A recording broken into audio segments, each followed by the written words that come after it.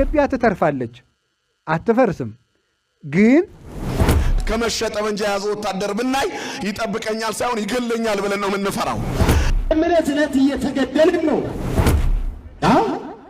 በክርስትናችን ጊዜም ሳይጠብቁ ሞት እንኳን ከመጣ ከልጆቼ ፊት አለሁ ብለው እኔ የተለየ ውጤት ከሲኖዶስ አልጠብቅም ይሄ ራሴ አስተሳሰብ ነው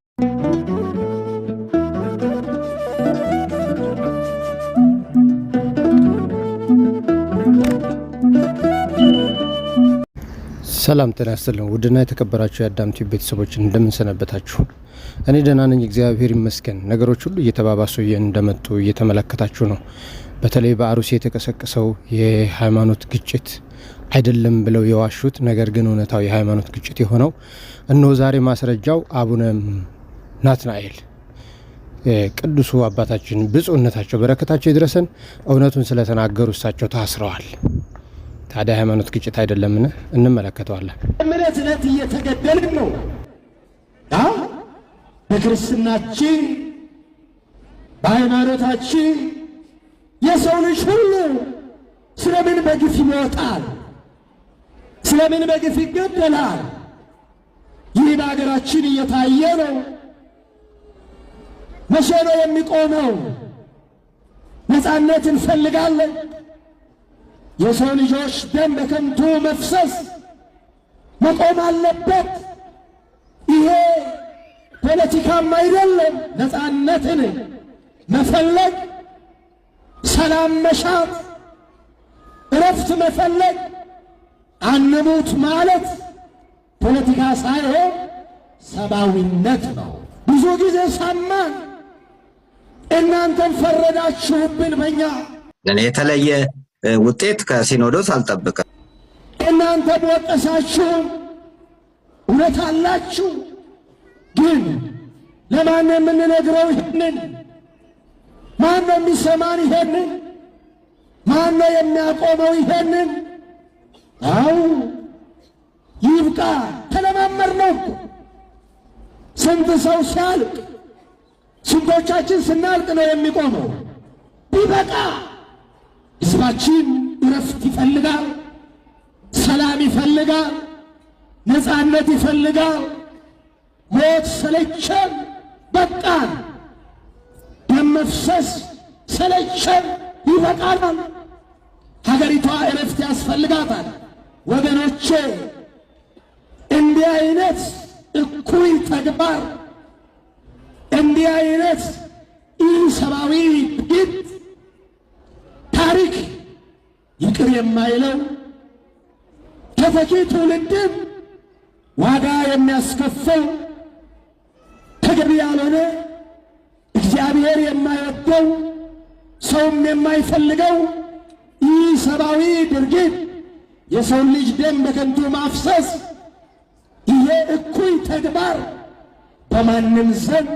የተወገዘ ነው የተጠላ ነው ዛሬ በምስራቅ በምዕራብ በሰሜን በደቡብ የምንሰማው ጆሮን ጭው የሚያደርግ የሚያስጨንቅ የሚያሰቅቅ የሚያሳስብ እስከ መቼ ድረስ ነው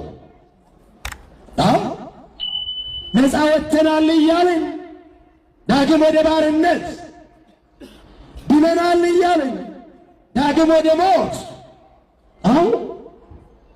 እስመ በእንቲአሁ ይቀትሉነ ኩሎ አሚረ ወኮነ ከመ አባግዕ ዘይጠብሑ ነቢየ እግዚአብሔር ቅዱስ ዳዊት ስለ እርሱ ዕለት ዕለት እንገደላለን አለ ዛሬም ዕለት እየተገደልን ነው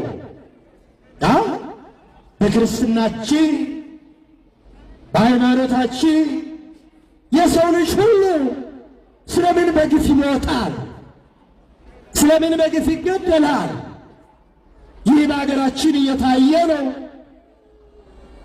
መቼ ነው የሚቆመው ነፃነት እንፈልጋለን የሰው ልጆች ደም በከንቱ መፍሰስ መቆም አለበት ይሄ ፖለቲካም አይደለም። ነፃነትን መፈለግ፣ ሰላም መሻት፣ እረፍት መፈለግ፣ አንሙት ማለት ፖለቲካ ሳይሆን ሰብአዊነት ነው፣ ሰው መሆን ነው። አዎ ሊበቃ ይገባል ወገኖቼ። መተሳሰብ ይሻለናል፣ መተሳሰብ ይሻላል። ደከመን፣ ብዙ ጊዜ ሰማን። እናንተም ፈረዳችሁብን በእኛ፣ እናንተም ወቀሳችሁን። እውነት አላችሁ፣ ግን ለማን የምንነግረው ይህንን? አቤቱ የሆነብን አስብ እግዚአብሔር። በተለይ በአሩሲ የተቀሰቀሰው የሃይማኖት ግጭት አይደለም ብለው የዋሹት ነገር ግን እውነታው የሃይማኖት ግጭት የሆነው እነሆ ዛሬ ማስረጃው አቡነ ናትናኤል ቅዱሱ አባታችን ብፁዕነታቸው በረከታቸው ይድረሰን እውነቱን ስለተናገሩ እሳቸው ታስረዋል። እኚህን አባት ብፁዕ አቡነ ናትናኤል ታስረዋል። እንደምታዩት ነው። በአርሲ ግድያ ብቻውን ድምፅ በመሆን ለሰማዕትነት የተዘጋጀ አባት ዛሬ በመንግስት ኃይሎች ታሰሩ አለ። አሁን እስር ልታለማምዱን የፈለጋችሁት የአባቶችን እስር ቤት፣ የጳጳሳት እስር ቤት፣ የካህናት እስር ቤት፣ የዲያቆናት እስር ቤት፣ የኦርቶዶክሳውያን እስር ቤት፣ የምዕመናን እስር ቤት ልታዘጋጁልን ነው። ለመሪ ጌቶች፣ ለካህናቶች፣ ለሊቃውንቶች አዘጋጃችሁ እስር ቤት፣ ለፓትርያርክስ አላዘጋጃችሁ? የተከበራችሁ ውድ የአዳም ቲዩብ ቤተሰቦች አሁን ቀጣም ቪዲዮ ደግሞ እንመለከታለን። በየዘመኑ የሚመጡት አዳዲስ ነገሮች መቼም እጅግ በጣም ጆሮን ጭው የሚያደርጉ ናቸው ይላል። ከመሸጠ መንጃ የያዘ ወታደር ብናይ ይጠብቀኛል ሳይሆን ይገለኛል ብለን ነው የምንፈራው። የወታደር ልብስ ለኢትዮጵያ ግርማዋ ነበር። አሁን ግን ፍርሃቷ ሆኗል፣ ማፈሪያዋ ሆኗል እኮ እናንተ።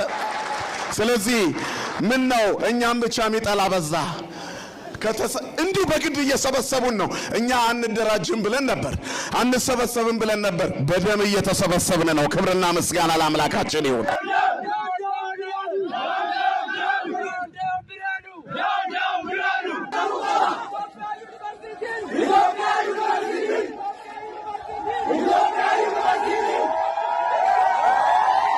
በኢትዮጵያ በተለያዩ ዩኒቨርሲቲዎች ተቃውሞ ተጀምሮ 3ኛ ዓመት ጨርሰው በ4ኛ ዓመት የመስክ ስራ እንዲሰሩ የሚያስገድደውን የትምህርት ፖሊሲ በመቃወም ነው። በተለይም በኦሮሚያ ክልል በሚገኙ ዩኒቨርሲቲዎች ተቃውሞ የተጀመረው። አምቦ፣ አርሲ፣ መቱ፣ ቡሌ ሆራ ዩኒቨርሲቲዎች በአሁኑ ሰዓት ለተቃውሞ በዩኒቨርሲቲያቸው ግቢ ውስጥ በመውጣት ድምጻቸውን እያሰሙ እንዳለ ነው መረጃዎች የሚያመለክቱት። በተለያዩ የኢትዮጵያ አካባቢዎች የተጀመረው ህዝባዊ እምቢተኝነትን የበለጠ የሚያጠናክር ነው ተብሎ የሚገመተው የዩኒቨርሲቲ ተማሪዎች ተቃውሞ ሊስፋፋ እንደሚችል መረጃዎች ያሳያሉ። ከሐዋሳ፣ ከዋቻሞ፣ ከአዲስ አበባ ዩኒቨርሲቲዎችም እንደዚሁ ድምጾች እየተሰሙ ነው። ወረቀት እየተበተነ መሆኑንም የሚገልጹ መረጃዎች እየወጡ ይገኛሉ። የካናዳ መንግስት የጉዞ ማስጠንቀቂያ አውጥቷል። ከአዲስ አበባ በስተቀር በሌሎቹ የኢትዮጵያ አካባቢዎች ዜጎቹ እንዳይንቀሳቀሱ ነው የካናዳ መንግስት ማስጠንቀቂያ ያወጣው።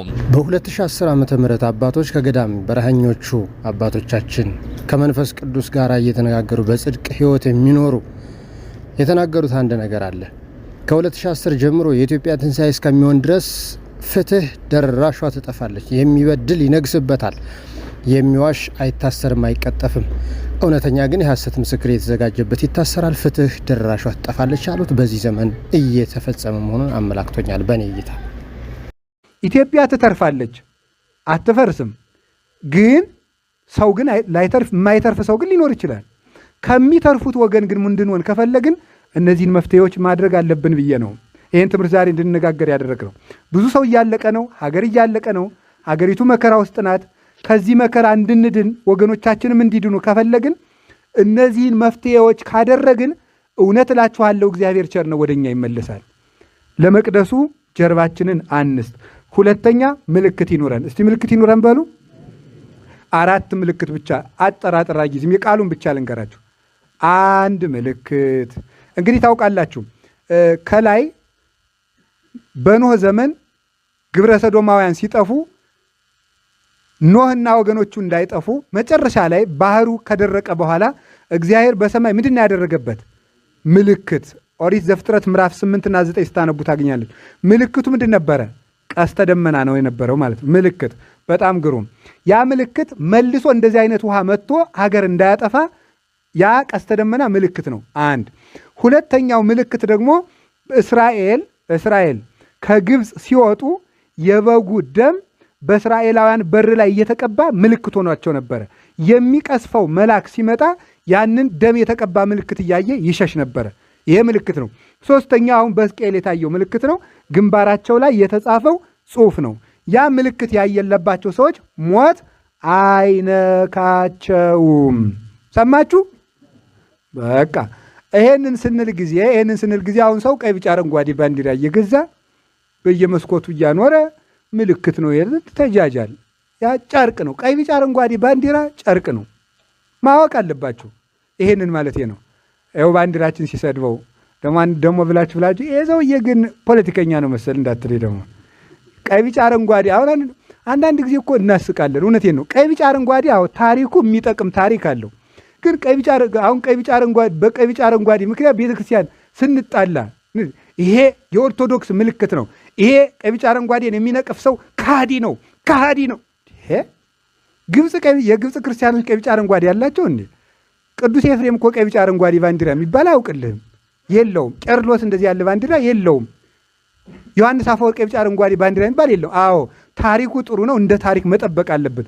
ብዙ ዋጋ ተከፍሎበታል። ከመጽሐፍ ቅዱስ ጋር ይያያዛል። መልካም የድህነት ምልክትና ዋና የዶግማ መከራከሪያ ሆኖ ግን ሊያባላን ግን አይገባም። ከቃሉ ጋር ናችሁ። ታሪክ በታሪክነቱ መጠበቅ አለበት። ክብር በክብርነቱ መጠበቅ አለበት። ራሱን የእንጃረ ባንዲራው ብዙ ዋጋ ተከፍሎበታል። እሱን በታሪክ መነጋገር ነው። ቤተ ክርስቲያን ውስጥ ገብተን ግን ይሄ ያድነናል፣ ይሄ ያጸድቀናል፣ ይሄ ከቅስፈት ያድናል ማለት ነውር ነው። እንደዚህ የሚል የለም።